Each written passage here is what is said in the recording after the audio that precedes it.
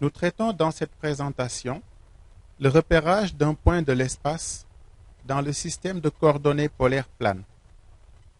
Considérons un point M du plan.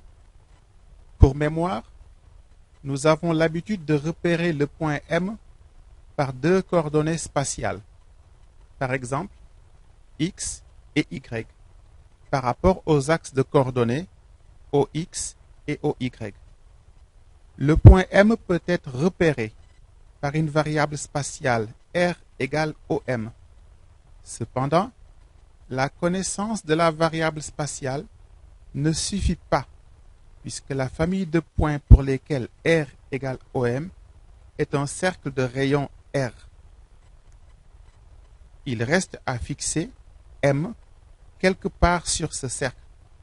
Pour ce faire, on définit une variable angulaire dont le zéro est pris sur l'axe OX et qui croît dans le sens indiqué par la flèche. L'axe qui porte OM est appelé axe polaire. Dans le système de coordonnées polaires, tout point de l'espace est repéré par une variable spatiale R et une variable angulaire θ. On associe à la variable spatiale R le vecteur unitaire ER, porté par l'axe polaire, orienté dans le sens des R croissants.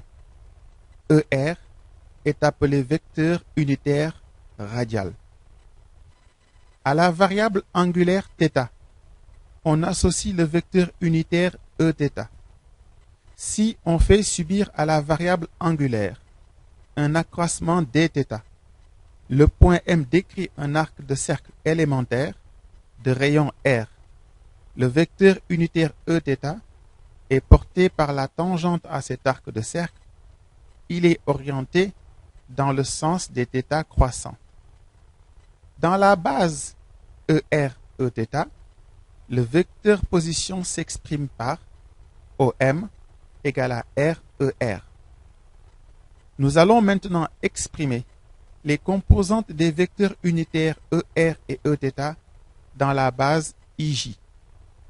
Les composantes de ER sur les axes OX et OY sont données par les produits scalaires de ER par I et de ER par J respectivement, ce qui donne ER égale cosinus de θ I plus sinus de θ J.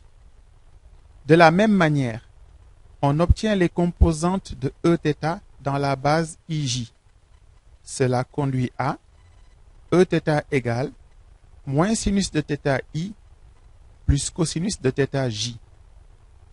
ER est le vecteur unitaire radial et Eθ est le vecteur unitaire orthoradial. On note au passage que ER et Eθ sont normés à 1 et sont orthogonaux. D'autre part, d de ER sur d de θ égale Eθ et d de Eθ sur d de θ est égal à moins ER. En règle générale, dans le système de coordonnées polaires planes, la dérivée d'un vecteur unitaire par rapport à la variable angulaire conduit au vecteur unitaire qui lui est directement orthogonal. Le sens direct étant indiqué par le sens dans lequel la variable angulaire croît.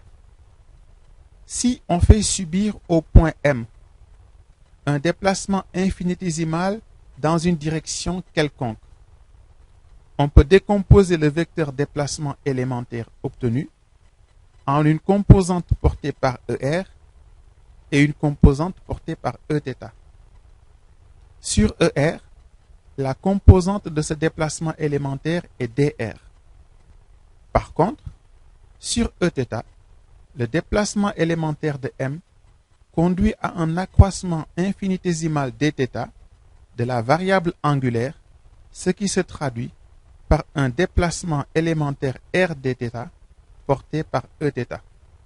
Le vecteur déplacement élémentaire en coordonnées polaires planes s'écrit alors dl égale drER plus r dθ Eθ.